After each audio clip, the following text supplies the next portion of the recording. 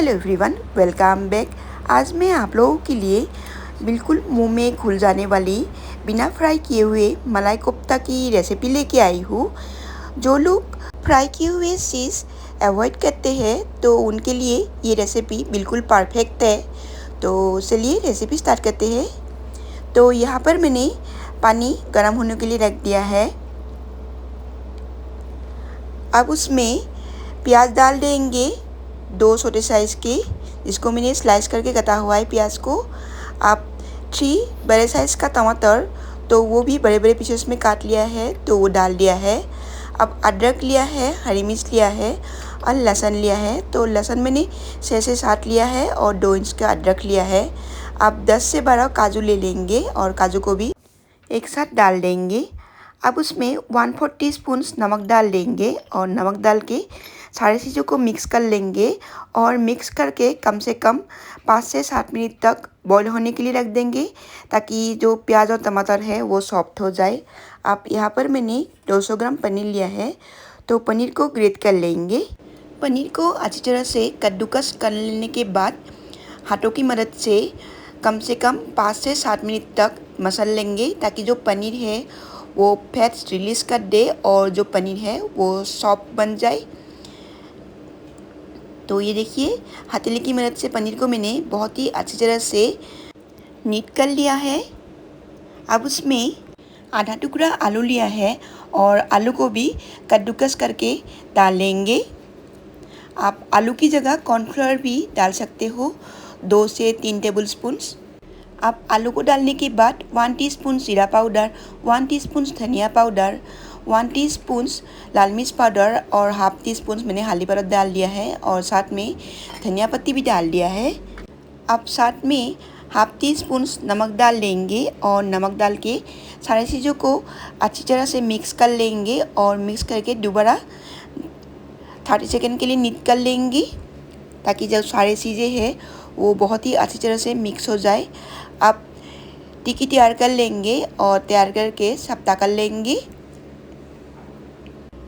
कोफ्ते के पीस में स्टफिंग करने के लिए मैंने यहाँ पर ड्राई फ्रूट्स को बहुत ही बारीक चॉप कर लिया है। तो यहाँ पर मैंने काजू लिया है, बादाम लिया है और थोड़ी सी किशमिश लिया है, जिसको मैंने बारीक चॉप कर लिया है। अब कोफ्ते के पीस में स्टफिंग डाल देंगे थोड़ा सा और डाल के बहुत ही अच्छी तरह से मिक्स कर लेंगे, ताकि कोई भी क्रैक ना रहे। और उसको मैं आज गोल शेप की जगह ऐसे सिलेंडर शेप दे रही हूँ। आप चाहो तो गोल शेप भी दे सकते हो और ऐसे ही सारे कोफ्ते को मैं तैयार कर लूँगी। जब सारे कोफ्ते तैयार हो जाएंगे तो उसको एक साइड में रख दूँगी। अब जो प्याज और टमाटर मैंने बॉईल किया था उसको मैंने पानी छान लिया है और छान के ठंडा कर लिया है। अब ठंडा होने के बाद मिक्सर जार में डाल दूँगी और डाल के बिल्कुल फाइन पेस्ट तैयार कर लूँगी। अब एक प्लेट को मैंने ऑयल से ग्रीस कर लिया है। अब एक कढ़ाई में मैंने पानी गर्म होने के लिए भी रख दिया है। अब ग्रीस किया हुआ प्लेट को कढ़ाई में डाल दूँगी और सारे कोफ्ते उसके ऊपर रख दूँगी और रख के कम से कम 10 मिनट के लिए कोफ्ते को मैं स्टीम कर लूँगी।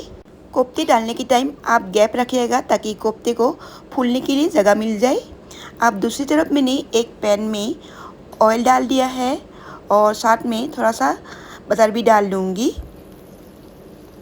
जब बटर मेल्ट हो जाएंगे तो जीरा पाउडर, धनिया पाउडर, कश्मीरी लाल मिर्च पाउडर और हल्दी पाउडर डाल दूँगी और डाल के बिल्कुल लो हीट पे सारी चीज़ों को मिक्स कर लूँगी। फिर उसके बाद जो प्याज और टमाटर का मैंने पेस्ट बनाया था तो वो डाल दूँगी। आप चाहो तो इस पेस्ट को छन्नी से छान के भी यूज़ कर सकते हो। अब मसाले को मीडियम टू लो हीट पे 2 मिनट तक भून लूँगी। अब दूसरी तरफ मैंने जो कोफ्ते स्टीम होने के लिए रख दिया था, तो ये देखिए कोफ्ते डबल साइज़ का हो गया है।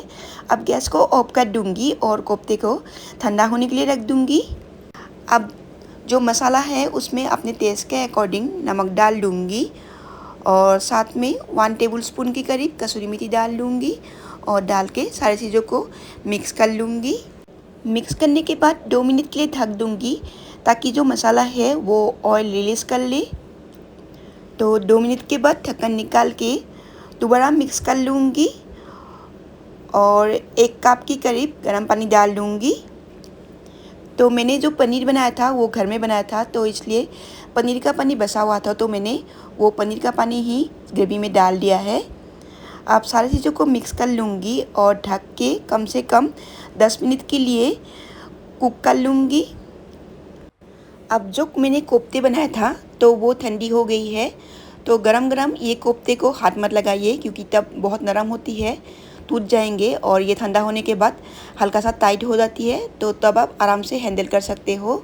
अब 10 मिनट के बाद ग्रेवी अच्छी तरह से कुक हो चुकी है। अब जो कोफ्ते मैंने बनाया था तो कोफ्ते को डाल लूँगी और बिना हिलाए कोफ्ते के ऊपर जो मसाला है तो वो डाल दूँगी। तो इस टाइम बहुत ज़्यादा आप कलछी मत चलाएगा, नहीं तो जो कोफ्ते हैं वो टूट जाएंगे।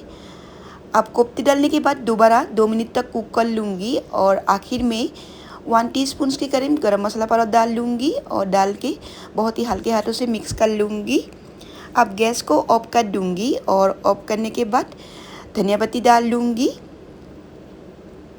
तो आप चाहो तो ग्रेवी को उसी फ्राई पैन में सर्व कर सकते हो, या नहीं तो जब थोड़ी सी ठंडी हो जाए और कोफ्ते थोड़ा सा टाइट हो जाए तो दूसरे एक बर्तन में निकाल लूँगी और ऊपर से मलाई से सर्व कर लूँगी। तो बहुत ज़्यादा इजी और बहुत ही टेस्टी मलाई कोफ्ता रेडी है। तो उम्मीद करती हूँ फ्रेंड्स आज की रेसिपी आप लोगों को अच्छी लगे होंगे। अगर अच्छी लगी है तो मेरी रेसिपी को लाइक एंड शेयर ज़रूर कीजिएगा, और अगर आप मेरे चैनल पे नए हो तो मेरे चैनल को सब्सक्राइब करना मत भूलिएगा। मिलती है एक नई रेसिपी के साथ, तब तक के लिए बाय एंड टेक केयर।